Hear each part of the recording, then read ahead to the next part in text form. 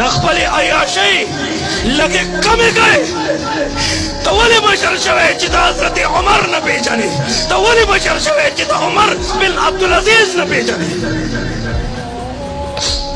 بوډۍ ابۍ ناسته وه، زه د چا مخالفت نه کوم، زړه کې مې درد پیدا شي. موږ به اوښکې وچول کله زده کوو؟ بوډۍ ابۍ خپل ماشومان بچي را جمع کړي دي، جاړې لګیا ده. حضرت عمر ورته وایي ابۍ ولې جاړې؟ دا ماشومان ولې جاړي؟ وایي دا وږي دي، نهر دی نهر دی، د عمر په ګریوان یې زما به لاس یي، زه به دې تپوس کومه. عمر ورته په ژړا شو، وایي ابۍ عمر ته څه پته ده چې تاسو ته تکلیف دی؟ وایي چې هغه زموږ خبر نشي اخیستلی، بیا مشري ولې کوي؟ بیا ولې مشر شوی دی؟ حضرت اسلم صحابي دی، لاړو بوجۍ ډکه کړه د بیت المال نه، ما ته وی را په شا که. حضرت عمر بوجۍ په اوږکۍ لګیا دی، ما وی زه به یې ویسمه، راته غوسه شه. وی په ورځ د عشر به زما بوج ویسې، زما بوج به ویسې، هغوی سره فکر دی. تا سره به کله فکر پیدا شي؟ تا سره به دا فکر کله پیدا کېږي؟ بوجۍ په شا کړې د ځنګل ته یې ویوړه. وګوره ماشومان یو طرف ته کېنول، اور یې بل کړ.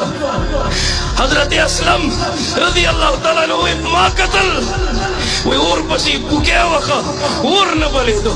وی په دې ګیره مبارکه کې دوړې او ګردونه وی به یې دیګی کېښودو، هغوی ته یې هر څه تیار کړل.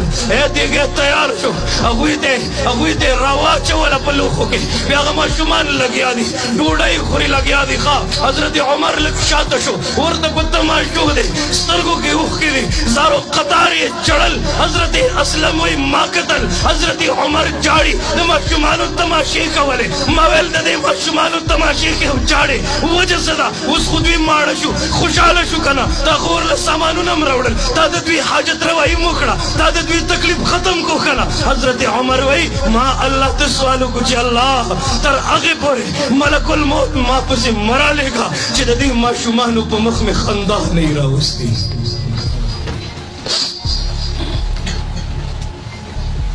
अपने लिए जीते हो, औरों के लिए जीना सीख, पुलों पे चलने वाले जरा कांटों पे चलना सीख.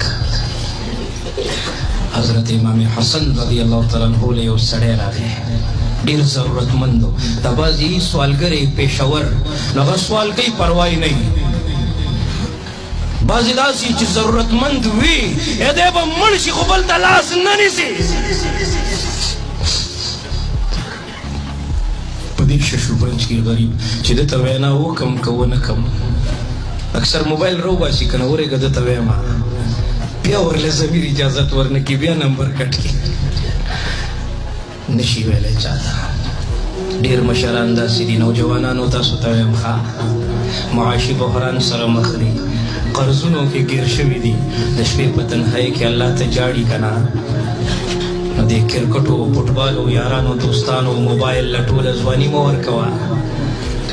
لږ د دې مشر سره هم کښېنه لږ د ده په دې دردونو هم ځان پوه کړه داسې هوایي ژوند مه تېروه. نو سړی راغی نو په کاغذ باندې لیکلي و داسې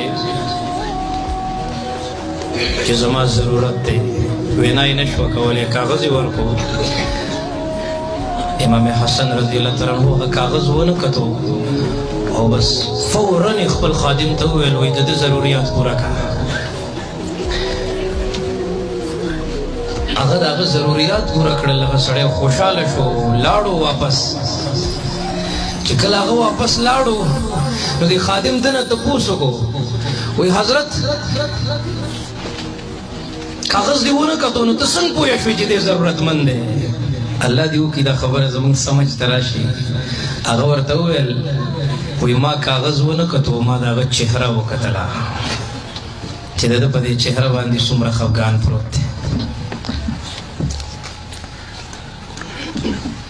الله دې موږ او تاسو ته د عمل کولو توفیق را نصیب کړي. ټیم ختم شو. الله دې ستاسو دا